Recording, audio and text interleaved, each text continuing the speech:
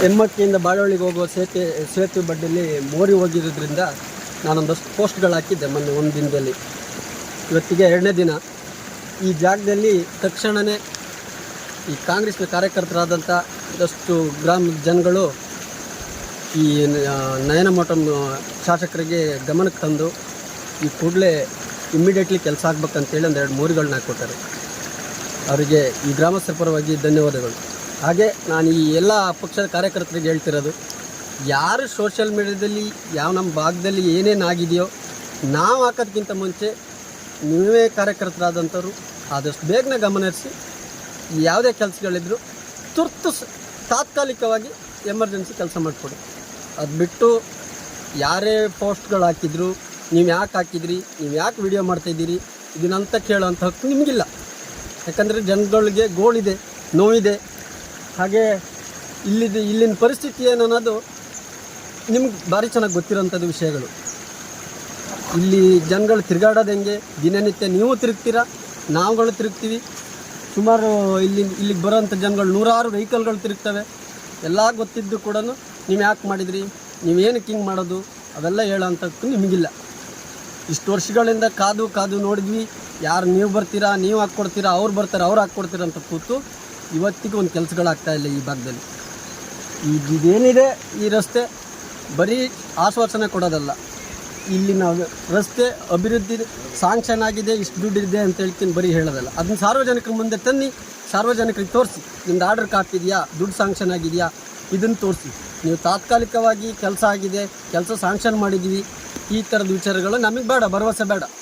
ಇದು ರಾಜಕಾರಣಿಗಳು ಹೇಳೋಂಥ ಸುಳ್ಳು ಸುದ್ದಿ. ಇದು ಒಂದು ಕಡೆ ಅಲ್ಲ, ಸುಮಾರು ಕಡೆಯಿಂದ ನಾವು ಕೇಳ್ತಾ ಬಂದಿದ್ವಿ. ಈ ಥರ ವಿಚಾರಗಳು ಇನ್ಯಾವತ್ತೂ ಆಗಬಾರ್ದು.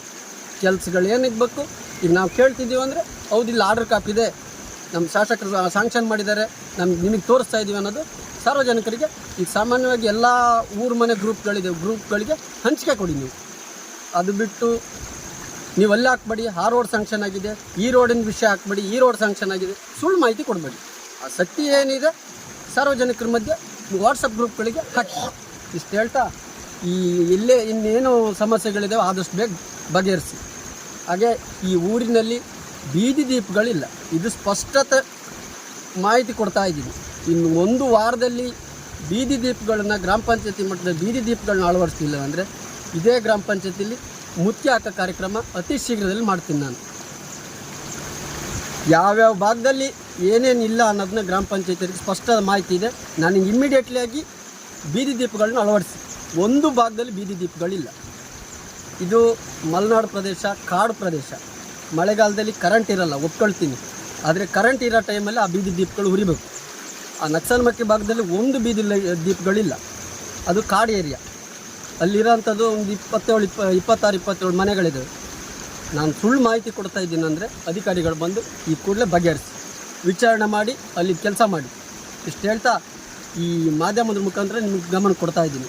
ಇಷ್ಟು ಮೊನ್ನೆ ನಗರಸಂಸ್ಥೆ ಮಕ್ಕಿಲಿ ಇಷ್ಟು ದಿನ ಆದ್ರೂ ವಿಚಾರಗಳನ್ನು ಅಲ್ಲಿ ಮೂಲಭೂತ ಸೌಕರ್ಯಗಳಿಲ್ಲ ಅಂದರೂ ಕೂಡ ಅಧಿಕಾರಿಗಳು ಗಮನಕ್ಕೆ ಹೋದರೂ ಯಾರೂ ಕೂಡ ಇದುವರೆಗೆ ಅಲ್ಲಿ ಬಂದು ಗಮನ ಹರಿಸಿಲ್ಲ.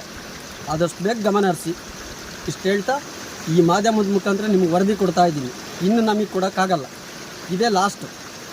ಇಲ್ಲಿನ ವಿಚಾರವಾಗಿ ನಾವು ಕರ್ನಾಟಕ ಫಸ್ಟ್ ನ್ಯೂಸು ಗಣೇಶ್ ಅವ್ರ ಜೊತೆ ಹಂಚ್ಕೊಂಡಾಗ ಅವ್ರಿಗೆ ಒಳ್ಳೆ ಸ್ಪಂದಿಸಿದ್ರು. ಅವರು ಆ ಚಾನಲ್ ಮುಖಾಂತರ ಕೆಲವೊಂದಷ್ಟು ಕೆಲಸಗಳಾಗ್ತಿದ್ದಾವೆ. ಅವರಿಗೂ ಕೂಡ ಈ ಗ್ರಾಮಸ್ಥರ ಪರವಾಗಿ ಧನ್ಯವಾದಗಳು. ಹಾಗೆ ಶಾಸಕರ ಗಮನಕ್ಕೆ ತಂದಂಥ ಈ ಕಾಂಗ್ರೆಸ್ ಕಾರ್ಯಕರ್ತರಿಗೂ ಧನ್ಯವಾದಗಳನ್ನ ಹೇಳ್ತಾ ಇದ್ದೀನಿ.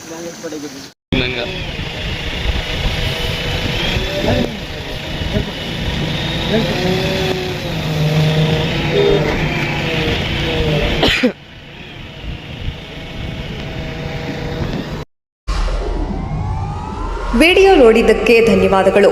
ಮುಂದಿನ ವಿಡಿಯೋದಲ್ಲಿ ಸಿಗೋಣ. ಕ್ಷಣ ಕ್ಷಣದ ಸುದ್ದಿಗಾಗಿ ವೀಕ್ಷಿಸಿ ನ್ಯೂಸ್ ಕರ್ನಾಟಕ, ಸದಾ ನಿಮ್ಮ ಜೊತೆ.